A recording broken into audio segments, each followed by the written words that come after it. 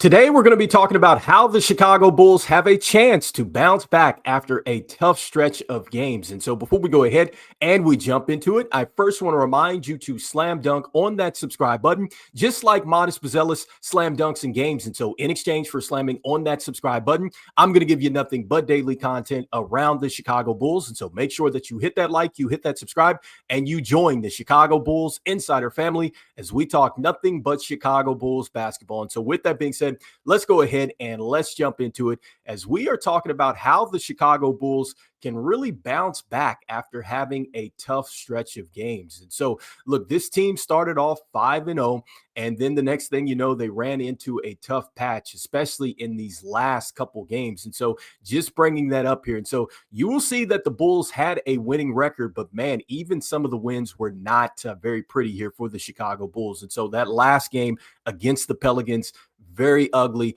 That was a game in which the Chicago Bulls certainly could have won, just really did not come out with the right effort level. And so we have saw that really in this tough patch here for the Chicago Bulls. And the Wizards game, look, that is a game that, yes, they won. It took them to the last 43 seconds to get it done. I think that was a game in which the Chicago Bulls, again, just didn't come out with the right effort. Then when you look at the Miami Heat game, losing that one 143-107, when I look back at that game, that was really, just a test for this team, because this team has really struggled to beat the Miami Heat when it comes down to just trying to get to that next level and get out of the play-in situation. And you just wanted to see this team go ahead and get the Miami Heat here, because this was a game that it meant something as far as cup play. But I just think for the Bulls, just getting past that hurdle is what they wanted to do and win those games. I think that's a game that you certainly circle on the calendar. And so the fact that they couldn't get it done, I think disappointing, especially with the type of physicality that they were not able to match in that game.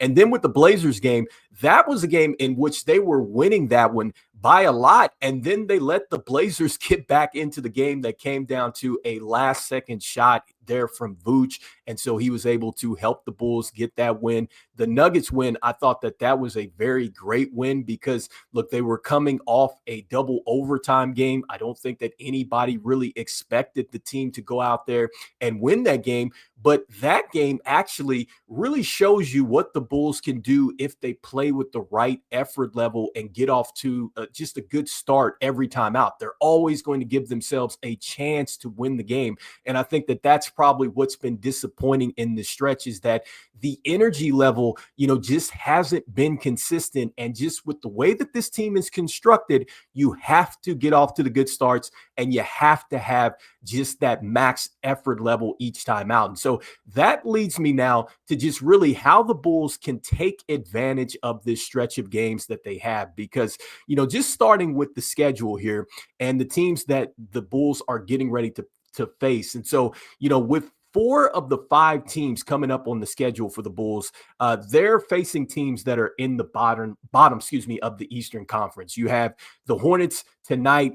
They're coming in 12th in the Eastern Conference at 4-14. You have the Pacers, who are dead last in the Eastern Conference at 2-16. You have the Nets, who are 13th in the Eastern Conference at 3-14. And then you'll have the Pacers again, which I just noted is last in the Eastern Conference. And the Magic, look, that is a team that is currently sitting 7th at the time of this podcast recording. And it's a team that the Chicago Bulls have already beat. And so you love the fact that the Bulls have beat them. Yes, it is going to be a tough game because, look, the Magic do have the talent, but they are a very winnable game here, for the Chicago Bulls. And you really didn't have full strength, which leads me to the next point here. And so not only do you have very winnable games that you can take advantage of, the Bulls are also getting healthy. And so at the time of this recording, coming into this game against the Hornets, you do not have Vučević on the injury report because the last game out he missed due to a knee injury. And so that's good to go. And so you'll need him because he is certainly a double-double machine when he is right. The next with Kevin Huerter is second on the team in shot blocks. And really, with Kevin Huerter and his ability to just get inside the lane, he gets that runner. He's a guy that can knock down the mid-range. He can also knock down the three-point shot and just plays with a high level of basketball IQ, on both ends of the floor. And so I love the fact that he's scrappy and he gives you something there defensively. And so you get a lift. He has certainly been a part of that bench mob. And so getting him back healthy, that's going to be important. Right now, Kobe White, he is listed as probable with the calf, and I think that he's done very well with his situation, and I think that he's only going to get better. The only player that is out for tonight is going to be Dalen Terry, where he's dealing with the calf injury. Then also, too, some additional injury news here for the Bulls, and that is trending in the right direction, is that you have Zac Collins, who is not listed on the injury report. According to Casey Johnson's Fast Break show, he did say that he went into a contact practice over the week here, so heading into this game,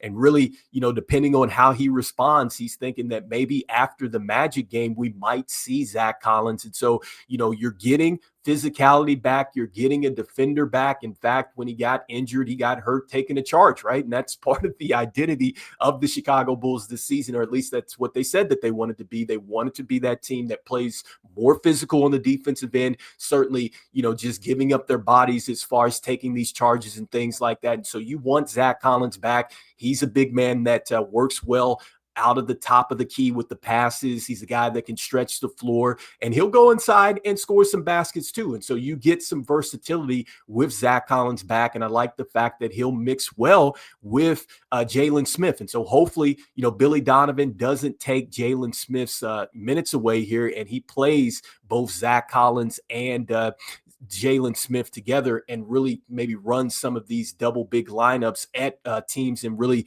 that maybe is the team that helps close it down. We'll see what happens, once these guys get back. But point being is that the team is getting healthy, right? And so you're getting healthy. You have a winnable stretch of games.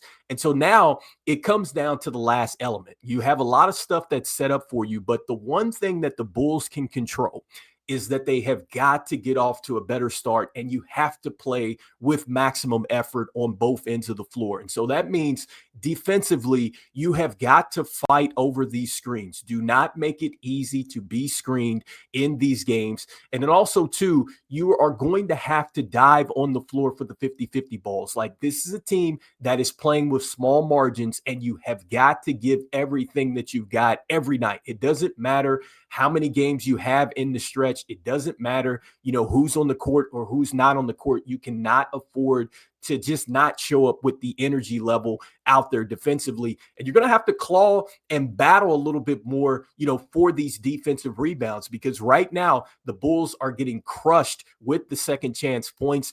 I know, guarding the paint is going to be, a tough challenge, but really that's on everybody, because the Bulls, they do not have an individual, just lockdown elite defenders, or at least they don't have multiple defenders like that. Like, I will give Ayo Dosunmu, Patrick Williams, and Isaac Okoro a lot of credit, because they will go out there and they will battle, but the Bulls just don't have like elite individual defensive players. And so that means that you have to lock in as a team. You're going to have to be in constant communication. You need to have the rotations. You're going to have to give up your body for charges and things like that. Again, max effort there. And then offensively, when you're talking about effort, it means, you're going to have to come down. You're going to have to run the floor hard, because you want to get into your fast break opportunities. You're going to have to now mentally focus on not turning the ball over and making sure the ball is moving very well. The player movement is there. Like, you got to get back to the things that you did early on in this season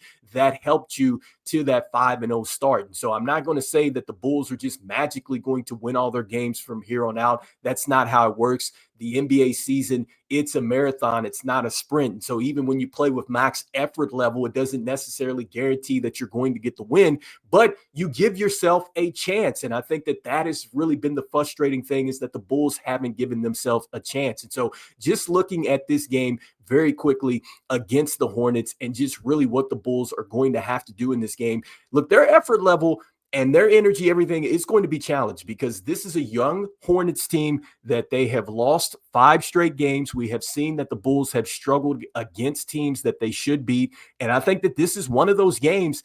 And I'm hoping that, look, they have paid attention to what Vooch said, where he said it's not sustainable. They know, that Billy Donovan has been telling them these things that they have to correct. That goes into what Ayo was talking about after the game, and just really like, hey, the coaching staff is telling us, and we just continue to get the same results, knowing that we have to change up some stuff. And so this is a game where the Bulls will be challenged in that area. When you look at just what is starting here for the Hornets, they pretty much have everybody back. So with LaMelo Ball, he's going to try to get downhill and really try to get to the basket, and also to open it up for his outside shooters. You have Con Knippel, who has had a fabulous rookie season. In fact, when you look at his game, he looks like he's been playing in the NBA for a couple seasons, and so he's been pretty good out of Duke. The next, with Miles Bridges, he is going to bring a level of physicality. He's also going to stretch the floor. And Brandon Miller, look, he has terrific skills as far as a scorer. Like, he can get downhill. He also can get to the mid-range. He will knock down three-point shots. And between him and LaMelo Ball, once they get cooking, it is a very tough unit to stop. And I think a player that has really been underrated for the Hornets, and a player that I really liked a lot coming out of college, especially watching a lot of his games at Creighton, it was Ryan Kalkbrenner. I think that, man, he has really, just blossomed into a pretty solid player early on as a rookie. You see that he's averaging 9.3 points and 6.8 rebounds and 0.4 with the assists. But more importantly, what he's giving the Hornets is rim protection. Like, he is getting it done when it comes down to block shots and everything else. And so he was a guy that I had just looked at and scouted, and I said, man, he would be, a good fit here for the Bulls. The Bulls obviously didn't go in that direction there. He got picked up in the second round. And so, this Hornets team, it's a very young team that has, I think, a promising roster. They just really, I think, haven't gotten to really a team identity. And I think if the Bulls do sleep on them, man, they can certainly get beat tonight. So some of the other players to note too, McNeely out of UConn, I think that he's almost like a Kevin Huerter type of player. And then Tejan Salome, a player that they're starting to use a little bit more. And they do have Colin Sexton. And so this is going to be a challenge for the Bulls. Hopefully they can get it done tonight. The projected starters here for the Bulls, according to the NBA.com preview, it is going to be Kobe White, Ayo Dosunmu, Josh Giddey, Modest Buzelis, and Nikola Vučević. And so, again, all these lineups are subject to change. And so just to let you know that. And so before we jump out of here, guys, I just want to say I hope you guys have had really, just happy holidays and everything else. I hope that Thanksgiving was good. And I appreciate you guys for subscribing to the channel and following the channel. Make sure that you continue to do so. Hit that like and definitely slam dunk on that subscribe button, just like Modest Buzelis does in games. And then we'll be here when it comes down to post game. We'll be wrapping it up here after the Hornets and Bulls play today. And one more additional thing too, just for thoughts. I'm hoping that the Bulls do actually give Noah Asingay and then also to Lachlan Ubrick some time here on the floor, because if the Bulls do take care of business and they get into maybe some blowout situations, I think that this would be a great opportunity for these players to play. And even if it's just a couple minutes here and there, I think that the best thing for these players is to get them some experience. And so that's just my thoughts here before we jump out of here on these younger players. And so anyway, you guys let me know in the comments what you guys are thinking. And as we always say, look, go Bulls, and I will see you guys on the next one. All right, peace.